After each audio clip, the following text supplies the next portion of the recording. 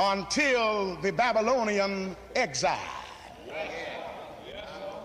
It was then that the priests and the Levites, who found themselves in the throes of a dilemma, in a crisis. I see Mrs. Holly Mae Patterson over there, my daughter Irma's mother-in-law. They found themselves in trouble, and it's a funny thing that most people don't think too much about God or themselves or their destiny until they get in trouble. So when they were carried off to Babylon by the conquest of Nebuchadnezzar and enslaved, they did a very unique thing. They did not do what most of the people in this part of the world did. Usually people in that part of the world, in the Euphrates Valley or in the Mediterranean area, when their gods fell or when they were conquered by other people, they forsook their gods because they considered that their gods had fallen.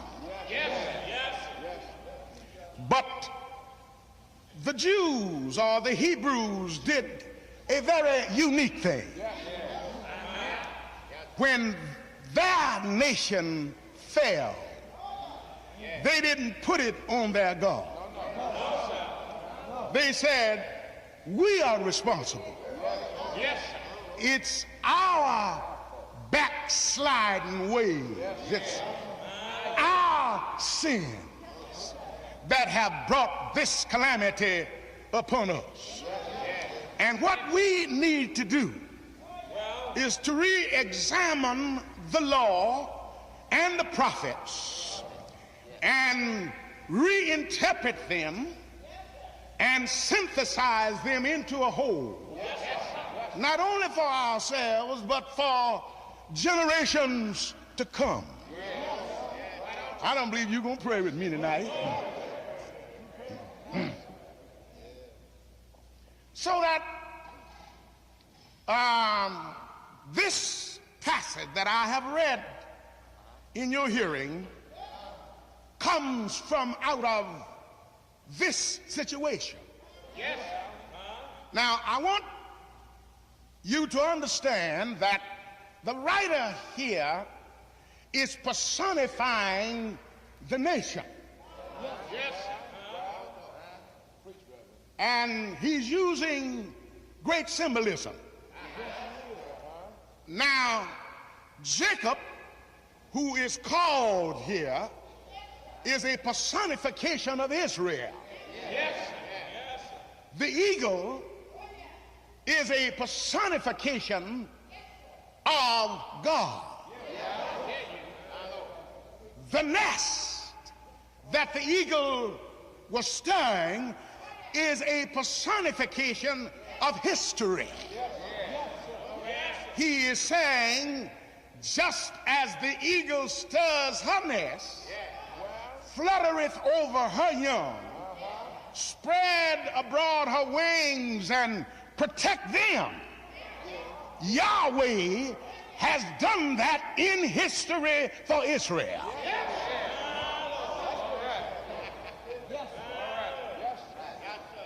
That's what he's really saying. By personification, you say, sometimes you say, well, the Negro does this. You're not talking about one person. You're talking about the whole ethnic group. And this is what is going on here.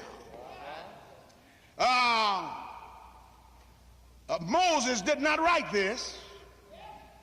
For you see, as I refer to our teachers who teach us English, will agree with me when I said this is in the third person. And when any writing is in the third person, it is written by somebody about somebody else. You see, it is the first person. If I say I am doing so, that's the first person. If I say you are doing so and so, that's the second person. But if I said John did such and such thing, that's the third person. So this is Moses writing. This is somebody writing about Moses. This is somebody writing about Israel. You don't hear what I'm saying.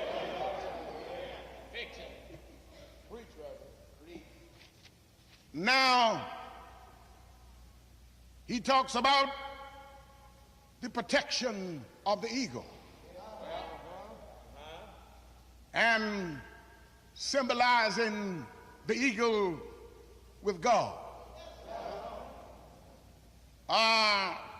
The eagle is a regal bird. You don't hear me. The eagle is a regal bird.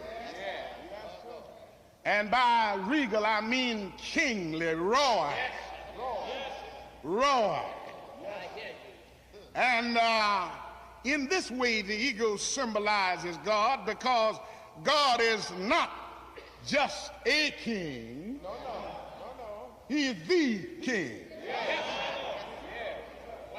And I'm glad it's that way, because kings and rulers got to have somebody over them, and they've got to be accountable to somebody.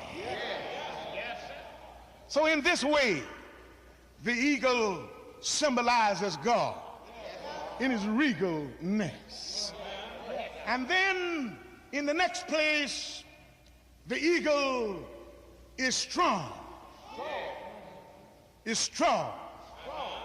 It is said that the eagle can fly along, look down, and see a young lamb or a young animal grazing in a meadow by a mountainside, and swoop down upon that unsuspecting lamb or animal and grab him in the strength of his paws or feet and fly away to yonder's cleft and devour him.